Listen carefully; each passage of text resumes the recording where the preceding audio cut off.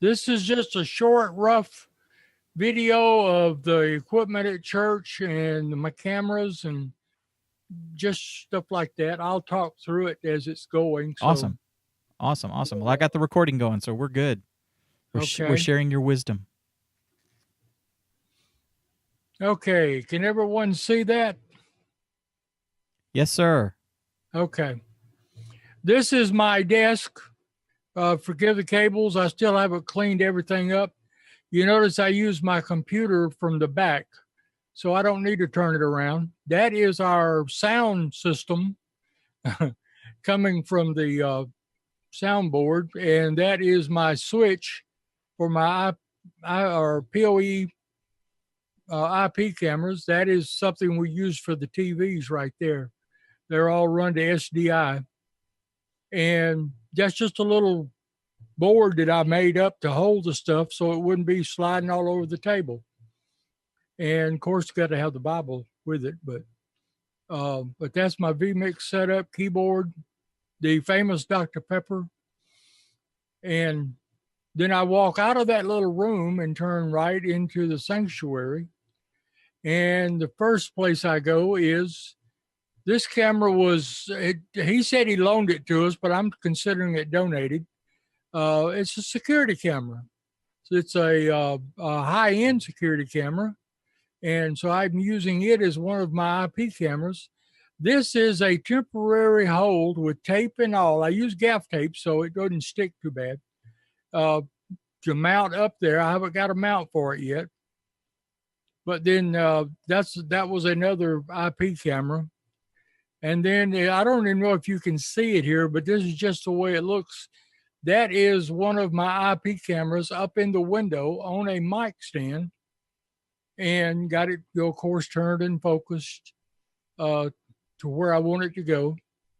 I got kind of close up. You see, there's a mic stand adapter for a camera on there, and what's holding the camera is a smartphone mount that you would put like on a tripod or somewhere. The old bell bottom mic stands, which we had two of them, I stole them and put them to work at doing that because they fit in that window just right. A tripod wouldn't work. Yeah, that's not a. I mean, you wouldn't know it if in just walking by. Yeah. You got to be looking. But now I've got two cameras set, one in one window and one in the other. I would love to go to the other side, but I can't run that kind of wire. But that's the front camera with the mic adapter. Notice how I professionally labeled all of that. And then the mic stand, I got it raised all the way up. And then I use gaffer's tape to put the wires to the side of the wall so it didn't trip the old people. And then I'm moving back to my little media room. And then this is my vMix setup. Now I've got, like I said, there's 4 cameras set up out there, but I've got 9 or 10 shots out of those 4 cameras by doing the virtual input with vMix. And so I've got several different shots that I can use. Now, see, you'll see a little fisheye there in the full back shot, but it's okay. That's a shot of our TV that we replaced the stolen ones with. Now I can show the piano player as she's performing, the organ player as she's performing, and still got enough shots to do the preacher and the choir, and all of that from 4 cameras. So it's worked out pretty good, and I think it's pretty good quality considering the cost of the cameras. Yeah, all things considered, I think it looks great. There's one camera angle that you have that looks like. Are you still using that standard def camera? You talking about the what I'm filming with? Maybe. You had a camera out there that when you plug it in, it ends up kind of warping as you enlarge it. Oh, that was the fisheye look. Yeah, that was the security camera that the guy Oh, okay. Showed us. Yeah. Also, I wanted to show you something here. Okay. Let's see. Where is this? Wait, No. what do you think, Neil? Yeah, there it is. That's a Korg Nano 2 MIDI player. Oh, okay. What do you? And I use it to program the channels. Do what? I was gonna say, what are you using that for? To program the cameras. Oh, I can, if I ever label them, then I'll know which camera is which. But I just push the button. What I'm looking at is for future use. mm-hmm. Is someone that can fill in Mm-hmm. when I'm not there, and all they got to do is once we get it started and everything, then all they should have to do is punch a button, and it will move to that camera. You can do fade to black, all of that on that Korg Nano. Interesting. And it's a really cheap MIDI device, but it works. So you're using the MIDI interface to basically act as your switcher, right? Yeah, yeah. Instead of using the X keys, you use the X keys at the house, and this is instead of X keys, you're using that at the church. Wait a minute. Oh, X keys. Yeah. Well, actually, I'm using X keys in the house, right? For redundant stuff that I do on a program. Oh, okay, cool. But I'm using the Behringer TC64. Yes, right. Mm-hmm. Out here in the studio. Yes, yes, the broadcast shed. Yeah. Hey Neil, what'd you think about that? As compared to what a much more involved rig that you have. I mean, if it works, that's great. The pieces that when I look at it are the focus set to just certain points, or is there any way to adjust the focus? The cameras are varifocal or variable focus. So yeah, you have to set the zoom and the focus on each camera. And then it's got a little set screw or a little thumb screw that you tighten down so it doesn't move. It locks it. Okay. And you're good to go. But yeah, you have to work from that. I would love to have a PTZ, but this is what we can afford. This is it's what I can afford, and it's what we've got. Yeah, you're talking a couple $100 worth of cameras, and that's it. I mean, and a switch. Oh, yeah. That wasn't meant in any way as a criticism. I just was asking what was being used. So, like I said, now there is a fisheye look to some of it, especially the full view of it. You can definitely see the fisheye in it. So I don't use that very much. I usually use just focus in or zoom in just a little bit with a virtual cam, and it takes a lot of that fisheye out. That's right. Yeah. And so I just, my main problem was getting them focused. And you're using PoE and power over Ethernet, and then the Ethernet runs from the camera, and you're making that an input, an IP input into the vMix. Yeah. Yeah. What's your lag with the audio and video sync? I'd say probably about a second. And I'm still working on that because I can do an audio delay in vMix, but I can't quite get it right. I played with it during a Sunday night service, and it seems to me like if I could lag the video, I'd be all right. Yeah. But the audio, I haven't got there yet, but I'm doing what we can, but yeah, there is a lag. It's one of those things where you need to like take your laptop or your iPad or something and set it there where you can see it and start playing a movie, or something where you can actually see lip sync through the camera, and use that as your reference point to get to dial it in, because it's kind of hard when it's either that or you have to bother somebody and say, can you go stand in here and then just read from the telephone book. Well, like I said, I did it last Sunday night with the preacher. Yeah, but that's when it counts. But I used that as a target. While his mouth was moving, his voice was ahead. I don't know. I get confused doing this stuff because if I move it a long way one way, it's way off. But I can't tell that moving it the other way helps. So. I have not played with the audio lag in vMix as of yet. And trying to sync anything up like that. Are you able to actually dial in nanoseconds? Do you know? No. It's a lever. It's a lever, it's a, and you okay. can go -1, -2, or +1, +2. Right. Okay. That type of But thing. you don't know what that measurement is. Is it's not 1 second or 1 nanosecond or? It's about that long. Yeah. Okay. um, yeah. So it is one of those things where you just have to play with it and hope Yeah, that you can dial it in. I've got to play with that part and dial it in. Yeah. And I think we'll be okay. But now, since I'm using only IP cameras, Mm-hmm.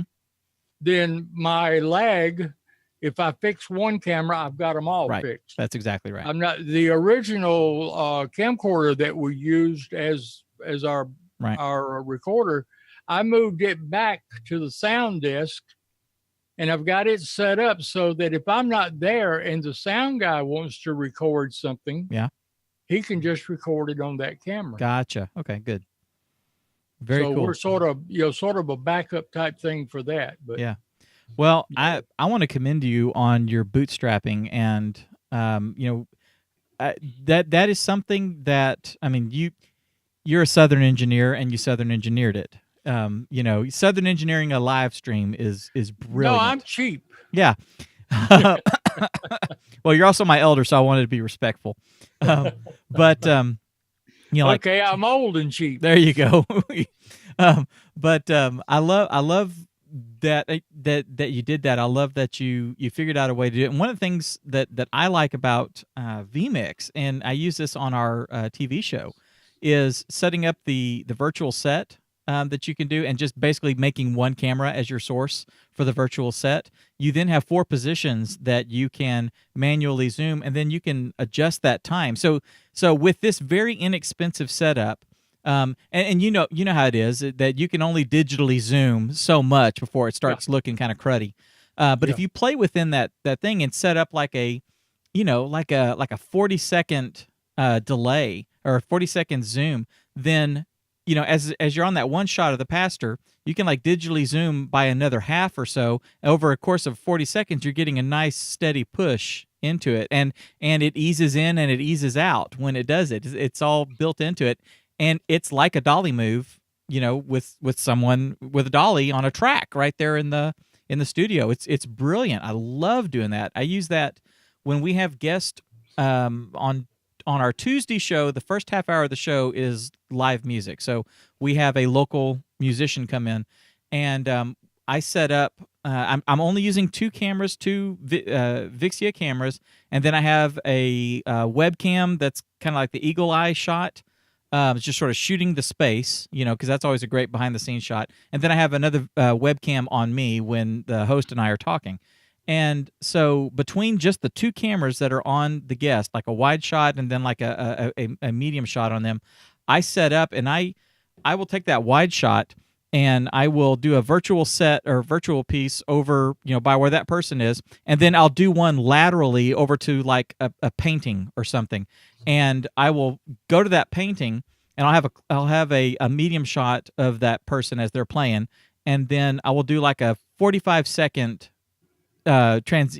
motion, and I'll start moving from that painting, and then I will do a 5-second fade to them as they're playing their music and stuff, and then all of a sudden you see the painting, and then their shoulder comes in, and then it started doing it, and it's like minimalist as far as the studio goes, but nobody knows when they're watching it on television or watching it on the web. They think we've got motion cameras and jibs and all kinds of stuff in there. It's brilliant. If I do two virtual shots, and I hit merge between those 2, it'll pan or pull back depending on which way the shot is. Mm-hmm. But now I have not messed with the time element of it yet. Well, on the I've got to do that. When you're looking at your little 4-box grid for the 4 virtual shots, yeah. Right above that you've got That's right. F, M, and S for, and you always use it on F, so that you can just kind of quickly go zzz, to one and zzz to the other. Yeah. But you can dial up minutes or seconds, and I usually, when we're doing music, I usually do about 45 seconds or so, and it's great. You're getting, like you said, you're getting a whole bunch of shots out of just those cameras. I mean, conceivably you could have 16 shots easily out of 4 cameras, and in this case, when you have the motion of it, it's not just hard cuts. You can do fades, especially when I'm having special music or something like that. You can have like the audience, and then kind of slow push up to the the person that's singing. I mean, it's cool. I'm going to play with that. I tell you what, that is my one good idea. There you go. So it worked. I'm gone. I'll see you guys later. Yeah. That's ruin it. Good. I didn't think about it. I'm not artistic, so I wouldn't have thought about that. But you're absolutely right. Cool. I'm gonna have to do a tutorial. I've been playing with vMix enough. I haven't sat down and gone through everything that vMix can do. I'm more of a utilitarian. I get it working, and then it's like, oh, it can do this. Oh, it can do that. Yeah. So I'm gonna put together a little tutorial about how we use it at the studio. Just for just to sort of give ideas and stuff. And I think I'm actually going to get a PC and set it up in here, and kind of add it to my mix here, where I'm actually doing the live streaming from there. And then this machine is a source, like an NDI source for like when I share you guys, the Zoom thing, when I share a screen for a tutorial or something like that, and kind of get the processing off the system that I'm actually doing work on, and just feeding that to the other system, and let it only worry about processing the stream and the recording. Yeah. But Can vMix, is there a plugin for the PT Optics cameras? Yes. On vMix? Yes, there is. Yeah. vMix worked with PTZ Optics and got their cameras integrated into it. Now you've got to own I think it's either the Pro or 4K. I may be wrong about that, but I'm sorry, you don't have to own 4K. It'll do it on the one on the 1080. Yeah, but you have to have. Would you have to have the $300 version or just the $70 version? Mine's the 350 the version. 350 version. Yeah. Okay. Yeah. So you just have to have the board. I use half of my license. I've got license for 2 uses, mm-hmm. as long as I don't use them at the same time. Mm-hmm. So I use half of it here and half at the church. Yeah. Church doesn't pay for it. So right, exactly. That's what I'm going to do. I'm going to bring the one from the studio. The other license, I'll use it here at the house. Yeah. Because that's if you're in both places at one time, you need to be rich. Congratulations. Yeah, that's cool. Well, that's the same thing with what program is that? ProPresenter. Yeah, for the ProPresenter. Unless you have a site license, then you can just put it anywhere and everywhere. Exactly. Well, that's like what? $700 yeah, it's enough to say the least. Thankfully, our church has one, so I've got it on this machine. I've got it on my laptop. I've got it on several machines at the church. Yeah, we only have a single license, right? But we only need it at one spot. We have it on multiple computers, but we're only allowed to, of course, use it on one at a time. Of course, yeah. And that's the way it is, by the way, everybody, with your Adobe license. So if you have an Adobe CC license, then you can use it simultaneously on 2 machines. So, theoretically, your work machine and your laptop, you could have it running. And then if you have it installed on another machine, when you launch up that machine, it'll say, hey, you need to go and turn off the license or deauthorize one of the other machines. And you basically hit a button that says, sign out of both machines, and then sign into this machine, and there you go. It's like a 30-second deal, quick and painless. Well, the thing is, I still have a version of Adobe. I have You have like CS6, yeah. Yeah, I have CS6, but I have a site license for CS6 because I used to work at a school, and I have the site license from them. Right. Awesome, I love it. It's awesome because I have it like on 5 machines here at home. Yeah.